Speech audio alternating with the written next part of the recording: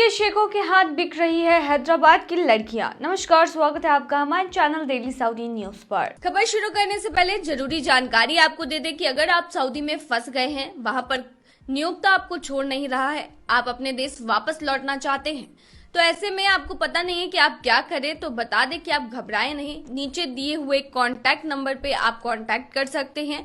वहां से आपको जो जरूरी हेल्प है वो मिल जाएगी। कानूनी प्रक्रियाओं के तहत सारी कार्रवाई करके आपको महज 3 से 4 दिन के अंदर खरूज लगाकर वापस अपने देश सही सलामत पहुंचा दिया जाएगा। तो दिए गए नंबर पर आप संपर्क कर सकते हैं। हाल ही में एक रिपोर्ट सामने आई है जो कि आज तक द्वारा प्रकाशित है, और इस रिपोर्ट में ऐसा कुछ बताया गया है जो कि काफी ज्यादा चौंका रहने वाला है। बता दें, हैदराबाद के चार मीनार इलाके में लड़कियों को निकाह के नाम पर अरब देशों के शेखों को बेचे जाने का काला सच उजागर हुआ है। यहाँ कम उम्र की लड़कियों की शॉर्ट टर्म शादियां कराई जाती हैं, जिन्हें मुता निकाह कहा जाता है। ये प्रथा खाड़ी देशों में बंद हो चुकी है, लेकिन भारत में अभी भी जारी है।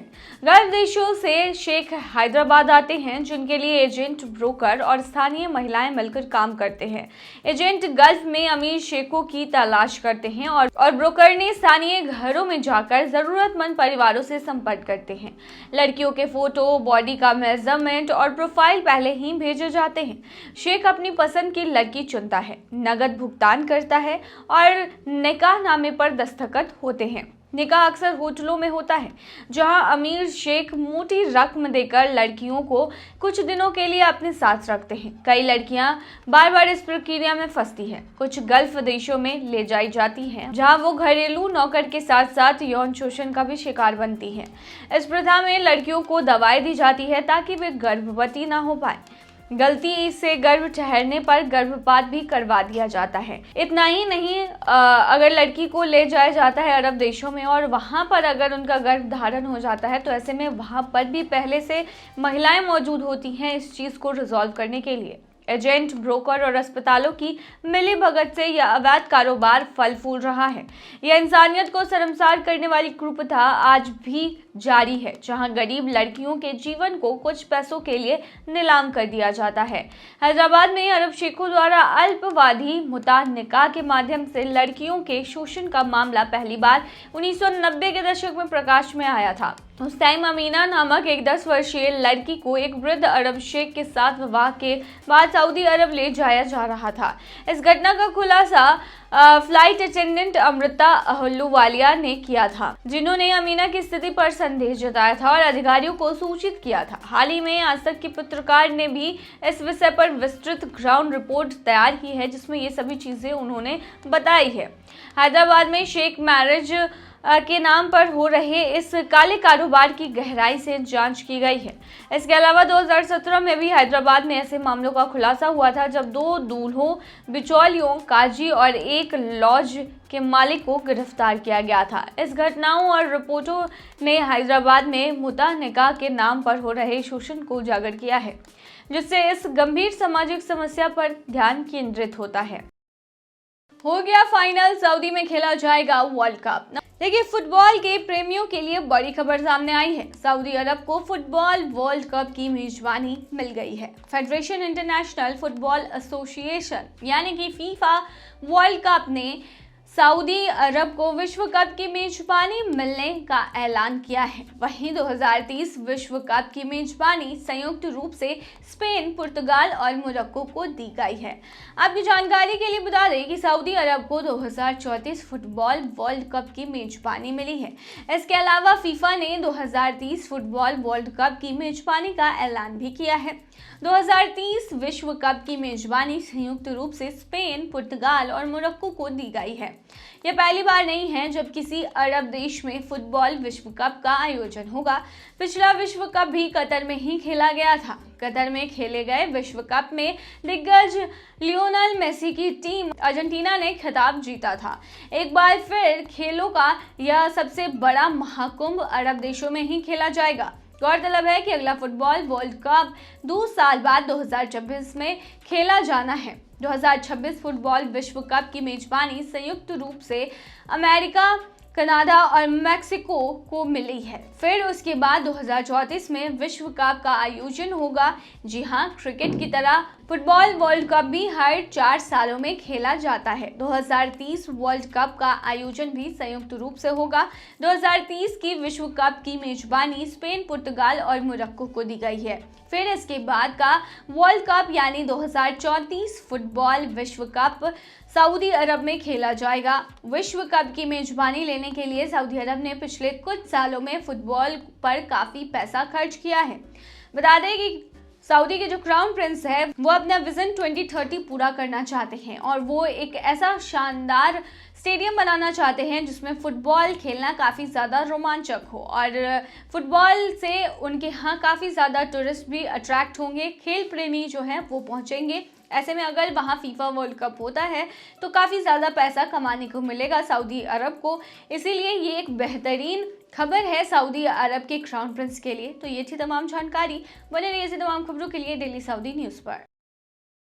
126 बच्चों वाला सऊदी नागरिक करने जा रहा है 11वीं शादी। सऊदी अरब के 83 साल के अली अल बलावी जिनके 126 बच्चे हैं, उन्होंने हाल ही में अपनी 11वीं शादी कर ली है। उनका कहना है कि वो पूरी तरह से स्वस्थ हैं और शादी करने से उन्हें कोई नहीं रोक सकता।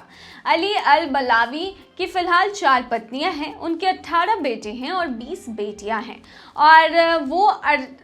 और वो 88 बच्चों के दादा भी हैं। अपनी 11वीं शादी पर खुश अली कहते हैं कि उनके पास एक समय में 4 पत्नियों को संभालने की शारीरिक, मानसिक और आर्थिक ताकत है।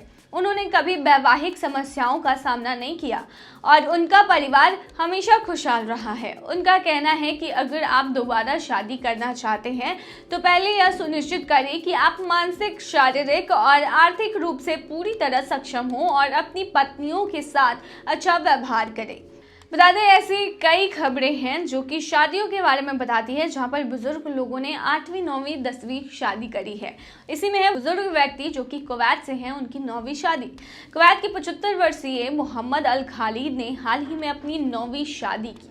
उनके कुल 78 बच्चे हैं। उन्होंने कहा कि वो अपने परिवार का विस्तार करना चाहते हैं और उनके लिए सभी पत्नियों के साथ अच्छा तालमेल बनाए रखना कोई चुनौती भरा काम नहीं है।